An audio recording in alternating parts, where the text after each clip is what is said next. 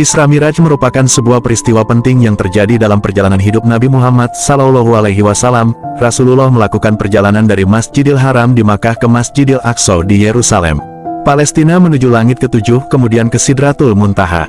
Perjalanan yang menembus langit ketujuh itu hanya ditempuh 1 malam atas perintah Allah Subhanahu wa Ta'ala. Di sanalah Rasulullah menerima perintah dari Allah berupa salat 5 waktu. Mengapa dikatakan Isra Miraj? Isra adalah perjalanan baginda Rasulullah dari Masjidil Haram ke Masjidil Al-Aqsa, dengan jarak antara kedua masjid itu adalah 1239 km. Waktu itu Rasulullah menaiki burak ditemani malaikat Jibril alaihi salam dan malaikat Israfil alaihi salam.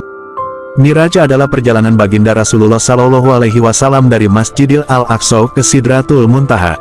Kemudian di perjalanan baginda bertemu nabi-nabi pada setiap langit sampai langit ketujuh. Sebenarnya Isra dan Miraj merupakan dua peristiwa berbeda. Namun karena dua peristiwa ini terjadi pada waktu yang bersamaan, maka disebutlah Isra Miraj. Dalam perjalanan bertemu Sang Pencipta, selain ditemani malaikat Jibril, Rasulullah mengendarai burak, yakni hewan putih panjang, berbadan besar melebihi keledai dan bersayap. Dikisahkan burak, sekali melangkah bisa menempuh perjalanan sejauh mata memandang dalam sekejap untuk melewati 7 langit dan bertemu dengan para penghuni di setiap tingkatan. Dalam hadis tersebut dikisahkan, di langit tingkat pertama, Rasulullah bertemu dengan manusia sekaligus wali Allah Subhanahu wa Ta'ala pertama di muka bumi, yakni Nabi Adam alaihi salam. Saat bertemu Nabi Adam, Rasulullah sempat bertegur sapa sebelum akhirnya meninggalkan dan melanjutkan perjalanannya. Kemudian di langit kedua, Rasulullah bertemu dengan Nabi Isa alaihi salam dan Nabi Yahya alaihi salam seperti halnya di langit pertama. Rasulullah disapa dengan ramah oleh kedua nabi pendahulunya. Sewaktu akan meninggalkan langit kedua, Nabi Isa dan Yahya alaihi salam juga mendoakan kebaikan kepada Rasulullah. Kemudian Rasulullah bersama malaikat Jibril terbang lagi menuju langit ketiga. Lalu di langit ketiga, Rasulullah bertemu dengan Nabi Yusuf alaihi salam. Di langit ketiga, Nabi Muhammad SAW melanjutkan perjalanan dan sampailah dia ke langit keempat.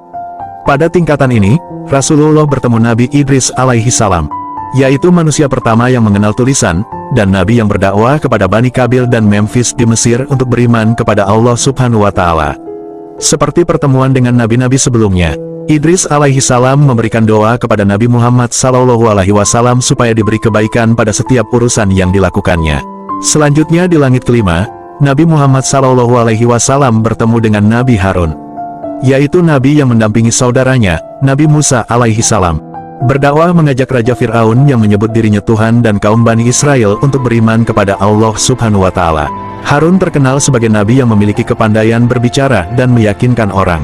Di langit kelima, Nabi Harun mendoakan Nabi Muhammad SAW senantiasa selalu mendapat kebaikan pada setiap perbuatannya. Pada langit keenam, Rasulullah dan malaikat Jibril bertemu dengan Nabi Musa alaihi salam, yaitu nabi yang memiliki jasa besar dalam membebaskan Bani Israel dari perbudakan dan menuntunnya menuju kebenaran ilahi. Selama bertemu dengan Rasulullah, Nabi Musa alaihi salam menyambut layaknya kedua sahabat lama yang tidak pernah bertemu. Sebelum Nabi Muhammad pamit meninggalkan langit keenam, Nabi Musa melepasnya dengan doa kebaikan. Perjalanan terakhir, Nabi Muhammad SAW ke langit ketujuh bertemu dengan sahabat Allah Subhanahu wa Ta'ala, bapaknya para nabi, Ibrahim alaihi salam. Sewaktu bertemu, Nabi Ibrahim sedang menyandarkan punggungnya ke Baitul Ma'mur, yaitu suatu tempat yang disediakan Allah Subhanahu wa Ta'ala kepada para malaikatnya.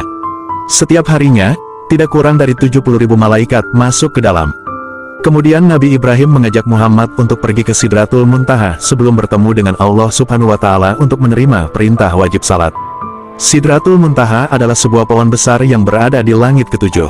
Ia adalah pemisah. Disebut Muntaha karena ia merupakan batas akhir dari sebuah perjalanan.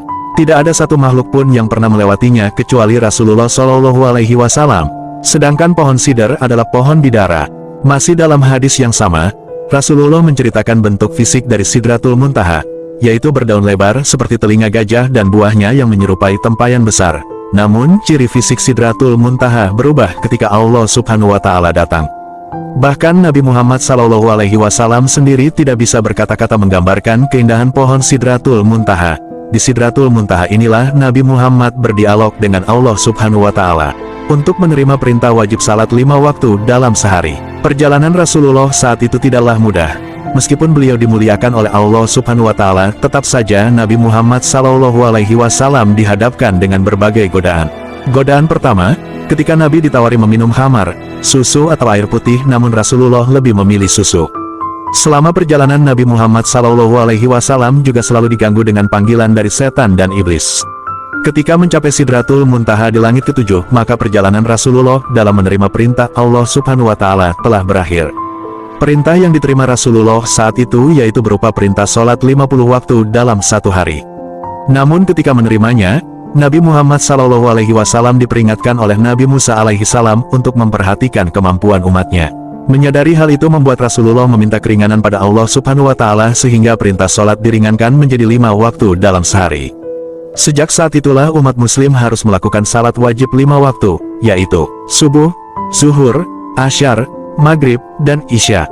Dengan adanya kisah perjalanan ini semoga dapat mempertebal keimanan dengan tidak meninggalkan salat 5 waktu yang disyariatkan. Peristiwa Isra Miraj juga telah tertuang dalam Al-Quran Surat Al-Isra. Maha suci Allah yang telah memperjalankan hambanya pada suatu malam dari Al-Masjidil Haram ke Al-Masjidil Aqsa yang telah kami berkahi sekelilingnya agar kami perlihatkan kepadanya sebagian tanda-tanda kebesaran kami. Sesungguhnya Dia adalah Maha mendengar lagi Maha melihat. Demikian kisah tentang bagaimana peristiwa Isra Miraj terjadi. Semoga selalu jadi pengingat kita untuk tetap menjalankan perintah Allah Subhanahu wa Ta'ala. Jangan lupa dukung channel ini agar kami bisa memberikan Anda informasi menarik lainnya.